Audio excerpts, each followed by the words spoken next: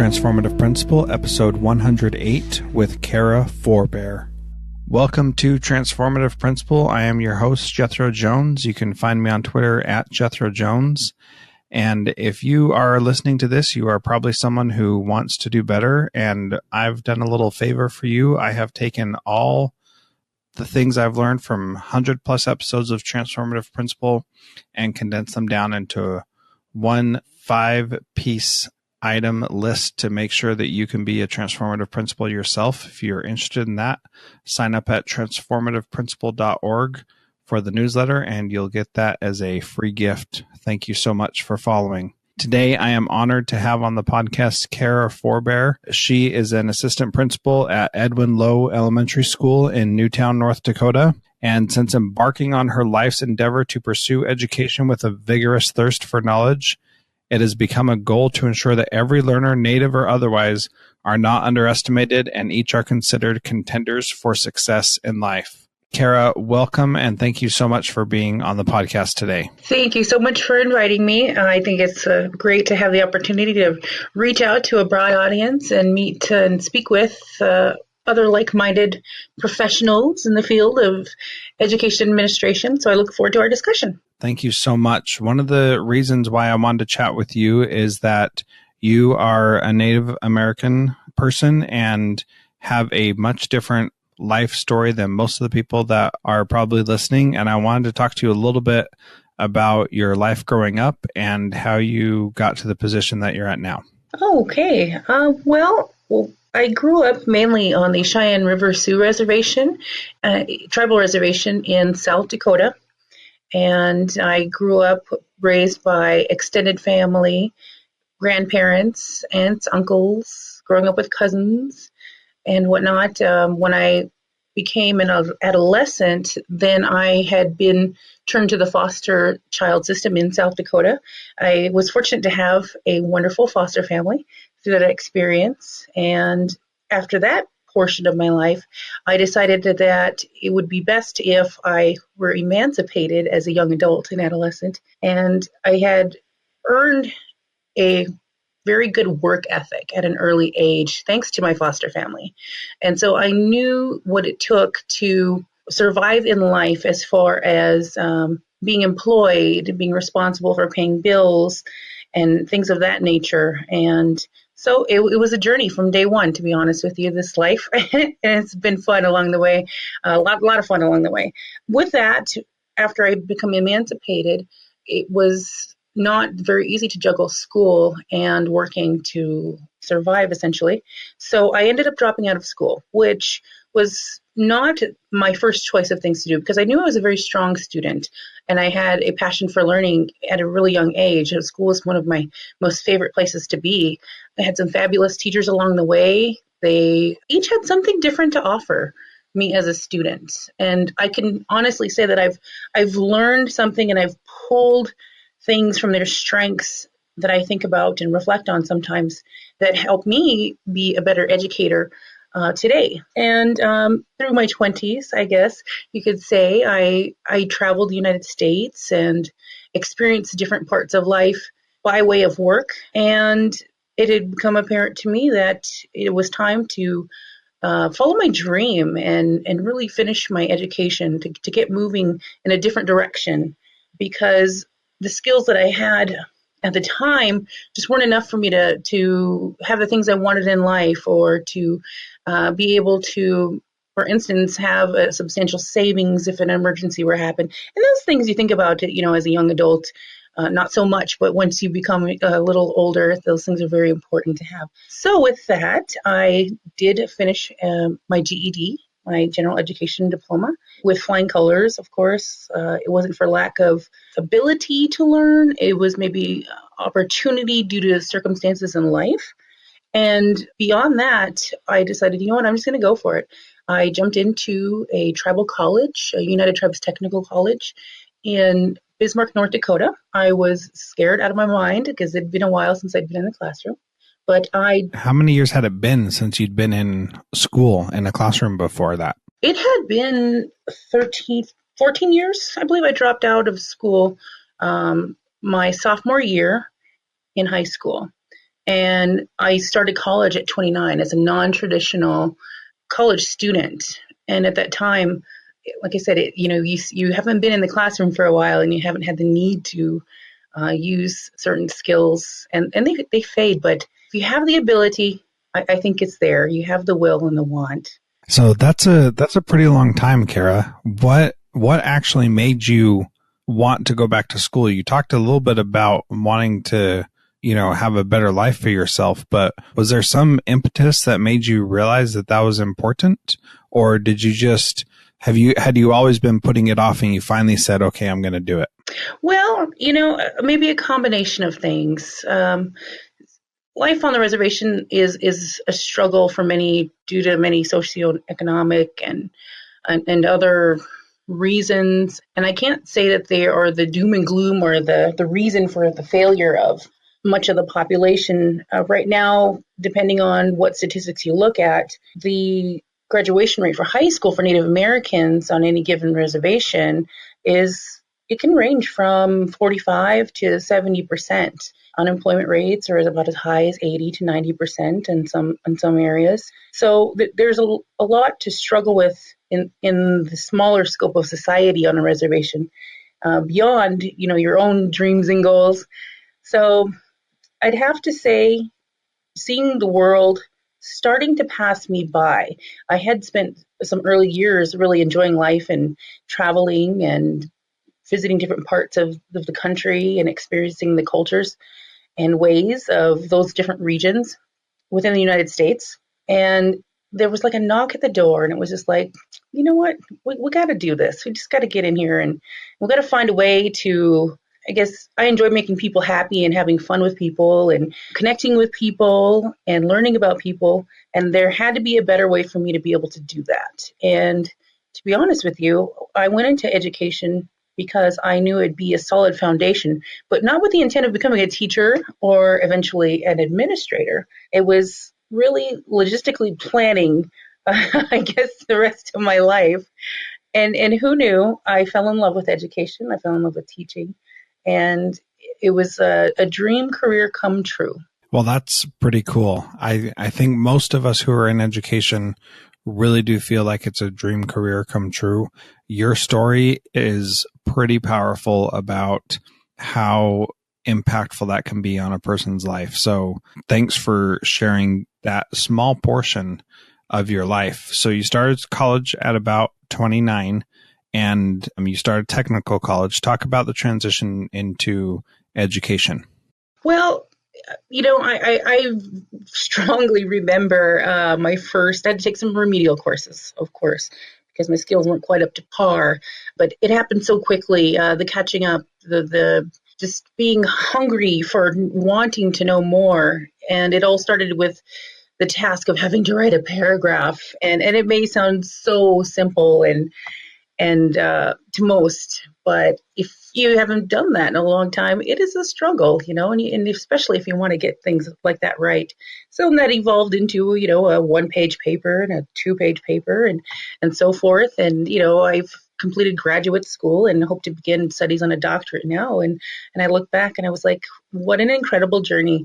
If you just put it in the scope of like how difficult it was to write a paragraph to how far I've come down the road now.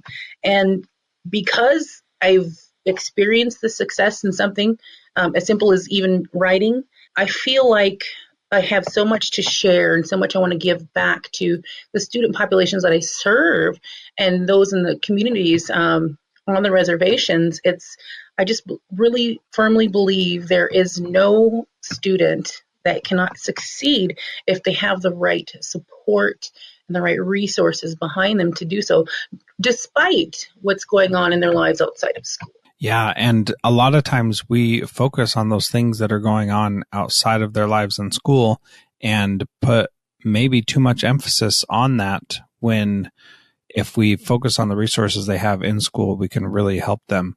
What are some of the things that helped you as you were an adult, non-traditional student going to college? What were some of the things that helped you make it through that so that you could be successful? Well, as I mentioned before, my family's a little scattered. I do have some great family members that are mentors.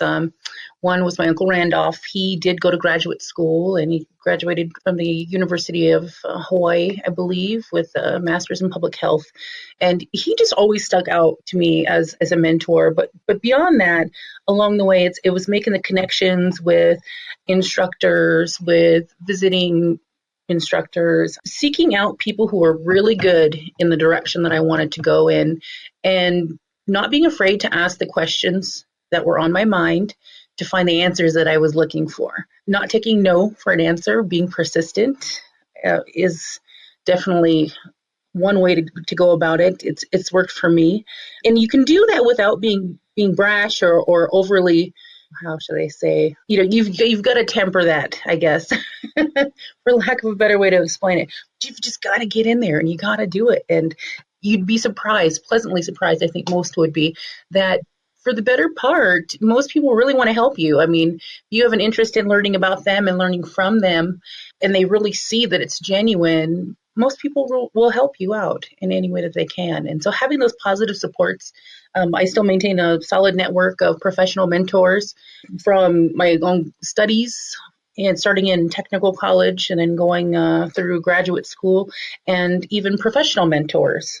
As a matter of fact, even though I'm an assistant principal now, I'm new to the state of North Dakota as an administrator. And I've recently begun participating in the North Dakota Principal and Mentorship Program, which is new for the state. And my mentor is pretty awesome. That's great. Yes. You have to be open to that. You have to be open to saying, I don't know.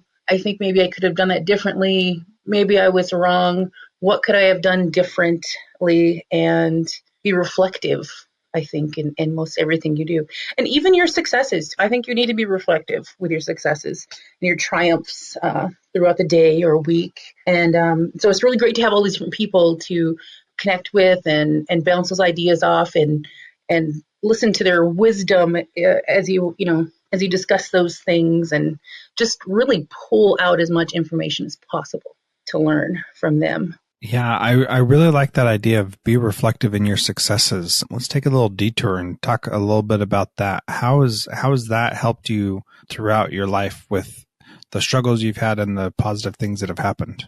Well, I think learning patience was one of the first things that I needed to do. I remember being very strong-willed in my first 2 years in an undergrad program, and I had a discussion with one of my mentors, and she said, you need to relax and you need to slow down and you need to think about things. Don't be so in a rush. It'll come to you. Things will happen when they're supposed to happen. They're going to happen for all the right reasons if you just be patient. And so I kind of live by that now. It's easy even when you're having conversations with people. Besides this is an interview, so it's a little different. I'm a little chatty, but just being a really active listener and participating in a conversation just by listening to people. I think people need to be heard. Parents want to be heard. Students want to be heard. Teachers want to be heard. And even though you may hear a lot within a day, you can really gain a better perspective or a better view of who that person is and what their needs really are. Yeah, absolutely. And for sure, it is my job to listen now. And I know that your story is helping a lot of other people who are listening to this as well. So I appreciate you being chatty and being clear and talking about the things you're going through.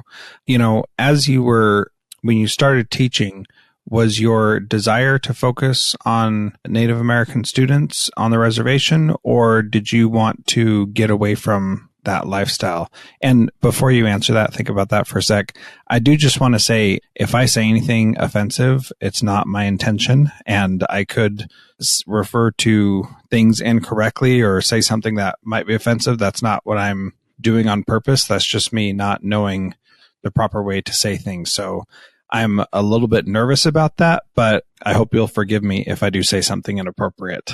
Oh, not at all. This is, we're learning from each other, and it's just a great opportunity. So you just be you. You're doing great. So how did you feel when you were ready to start teaching? Did you want to go back on the reservation, or did you want to get away from that life? Well, that was something that I think when I was younger, if I had gone into college, maybe in my early 20s, I think I would have veered away, to be honest with you. But as a non-traditional student and having started school, later, I felt drawn back, I guess. In our program at United Tribes Technical College, we were, I guess, sort of groomed to want to be teachers within Bismarck, because Bismarck is, the state capital of North Dakota. It's a large city. There are reservations scattered throughout the state, and they're very rural.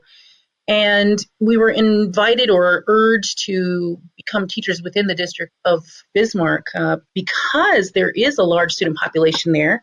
And the reasoning being that they needed more positive Native role models and teachers within the schools to help serve that demographic, which I don't disagree with. But I just really felt that there was so much more work. I felt that the students there, I thought, this school district here has a lot of resources. I think these kids are going to be just fine.